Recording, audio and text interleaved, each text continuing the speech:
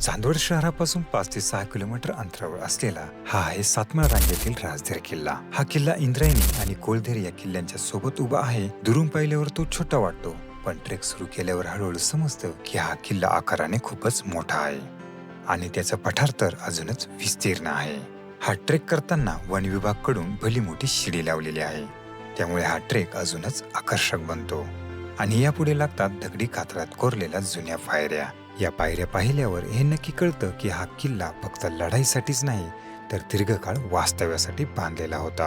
या किल्ल्याचा सगळ्यात खास भाग म्हणजे आपल्याला दिसतो एक भला मोठा जिवंत पाण्याचा तलाव. फेब्रुवारी महिन्यातही या तलावात पाण्याची क्षमता खूप जास्त आहे आणि हे पाहून हा किल्ला किती सुज्ञपणे बांधला होता हे लक्षात येतं. आपला ट्रेक सुरू होतो किल्ल्याच्या पायथ्याशी असलेल्या राजधर वाडीपासून. सुरुवातीला वाट सोपी वाटते, पण जसं वर जातो तसं लक्षात येतं की हा किल्ला सरळ चढणारा नाही. राजधर किल्ल्याचा चढाईचा मार्ग टप्प्यांमध्ये विभागलेला आहे. ट्रेक करतानाच आपल्याला 3-4 मोठे टप्पे स्पष्ट दिसतात. हे टप्पे इतके विस्तीर्ण आहेत की आजही गावकरी येथे आपली जनावरे चालण्यासाठी याचा वापर करतात.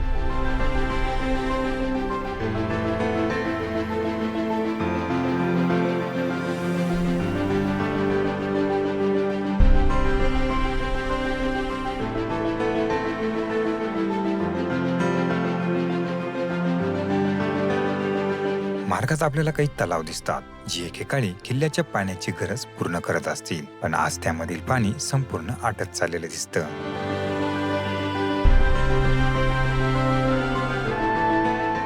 वर चढताना एक खास गोष्ट जाणवते. समोर अगदी स्पष्टपणे इंद्रायणी किल्ला आणि कोळधर किल्ला आपल्याला नजरेत भरतात. जणू इतिहास डोळ्यासमोर उभा राहतो.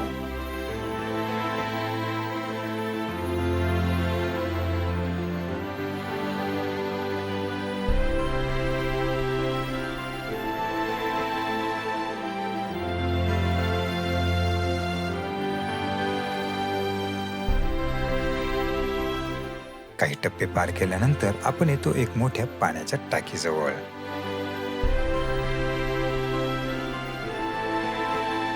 आणि याच ठिकाणी आपल्याला दिसते एक भली मोठी लोखंडी शिडी. पुरातत्व विभागाने मित्रांनो पायरी मार्ग तयार केला लोखंडी, आणि पहिले जुना पायरी मार्ग पण इथे आहे. या शिडीने वरती जावं लागायचं. तुम्ही ही शिडी बघू शकता. जबरदस्त ही शिडीने पहिले वरती जावं जायचं. म्हणजे खूप रिस्की पॅच होता या शिडीने जाताना. तुम्ही बघू शकता किती रिस्की, परंतु अगदी सोपा मार्ग तयार केलाय मित्रांनो या शिड्या टाकून. तर हे बघा मित्रांनो, अगदी सोपा मार्ग तयार केलेला आहे आणि खूप दंडमाशी फिटिंग आहे. चॅनल किती मोठी वापरली बघा. इतका काही लोड नाही आहे किल्ल्यावर, जास्त ट्रॉफिक वगैरे नाही मित्रांनो, गर्दी वगैरे जास्त नाही. तर तुम्ही बघू शकता एकदम भक्कम काम. ही शिडी पार केल्यानंतर आपण प्रवेश करतो खऱ्या अर्थाने किल्ल्याच्या गाभ्यात. आणि इथे थोडं वरती आल्यानंतर एक प्रकारचे किल्ल्याचं रक्षण करण्यासाठी सैनिकांना बसायला पण जागा असू शकते. इकडे पूर्ण लक्ष ठेवण्यासाठी, घाटावर लक्ष ठेवण्यासाठी या रस्त्यावर हा मार्ग, व्यापारी मार्गावर. या पायऱ्या पाहिल्यावर हे नक्की कळतं की हा किल्ला फक्त लढाईसाठीच नाही, तर दीर्घकाळ वास्तव्यासाठी बांधलेला होता. पायरी मार्गाने वरती येतो त्यावेळेस तुम्ही किती आडी अडचण बघा मित्रांनो किती.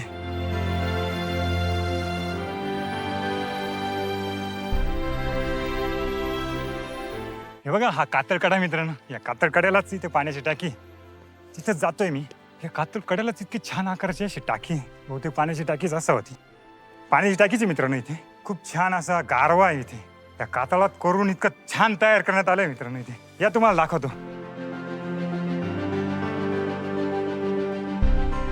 हे बघा गुहा टाईप आहे, परंतु पाण्याच्या टाक्या बी असू शकतात. तिथे खूप नावं लिहून ठेवले लोकांनी. इथे आपण खूप छान पद्धतीने मित्रांनो नाईट कॅम्पिंग वगैरे करू शकतो. इथेच आम्ही आता जेवण वगैरे केले आणि जेवण केले, त्यामुळेच इथे माकडांची फलटण जमा झाली. सॉरी, माकडं इथे जमा झाले आणि इथे चुलं वगैरे पेटवलं. तुम्ही बघू शकता खूप छान अशी नाईट कॅम्पिंग साठी जागा आहे. कोणताही ऋतू असो मित्रांनो, कोणताही ऋतू, त्या ऋतूमध्ये तुम्ही स्टे करू शकता. आपण आता पुढचा किल्ला एक्सप्लोर करूया.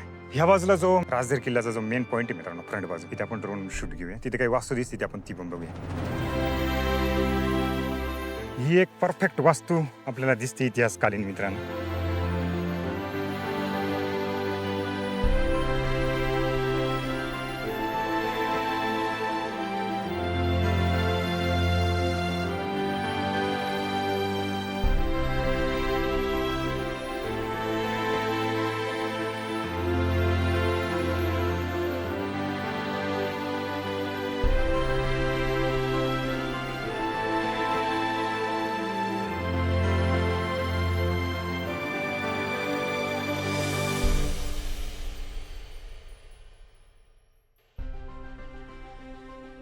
पण जे ओम नाव बघितलं ना मित्रांनो, तिथे छान असा मंदिरासारखं वाटतं, पण मंदिर नाही, ते परत पाण्याची टाकीचे मित्र. तिकडे खाली पण पाण्याची टाकी आहे, मी तुम्हाला ते दाखवतो. इथे पण आपल्याला पाण्याची टाक्या दिसते. तर मित्रांनो हे बघा, इथून आपण खाली आल्यानंतर ह्याच कातळ कड्याला आपल्याला इथे पाण्याची टाकी दिसते. त्याच कातळ कड्याला इथे पाण्याची टाकी बघू शकतो आणि त्याच्यावर पूर्णपणे शेवाळाची लेअर साचली आहे. खाली खोल पाणी असू शकतं मित्रांनो, चांगलं पाणी दिसतंय आपल्याला या टाक्यांमध्ये. आणि पुढे तिकडे तुम्हाला दिसतंय या खडकावर पाणी वाहत आहे, म्हणजे वरती सुद्धा पाण्याचा स्रोत चांगला आहे. आणि आता या किल्ल्याचा सगळ्यात खास भाग, सदरच्या विरुद्ध बाजूला गेल्यावर आपल्याला दिसतो एक भला मोठा जिवंत पाण्याचा तलाव. फेब्रुवारी महिन्यातही या तलावात पाण्याची क्षमता खूप जास्त आहे आणि ते पाहून हा किल्ला किती सुज्ञपणे बांधला होता हे लक्षात येतं.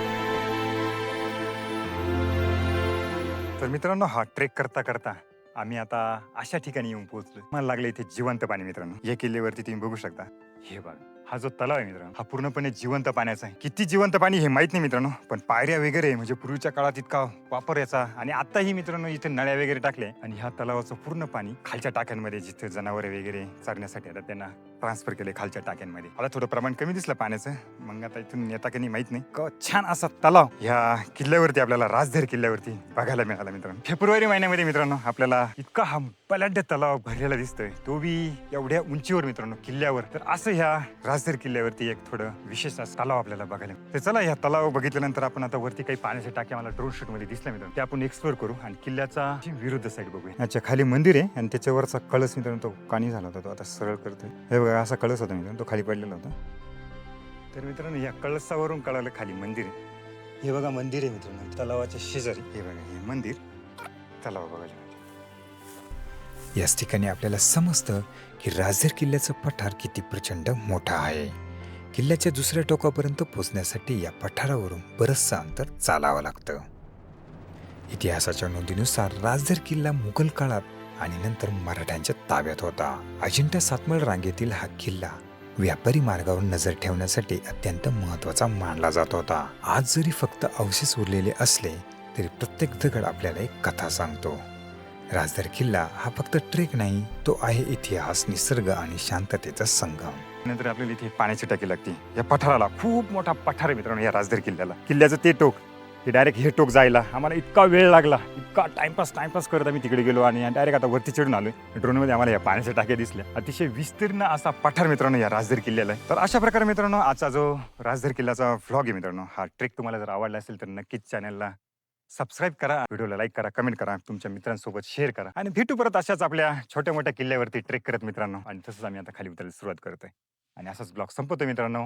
जय हिंद, जय महाराष्ट्र, बाय बाय.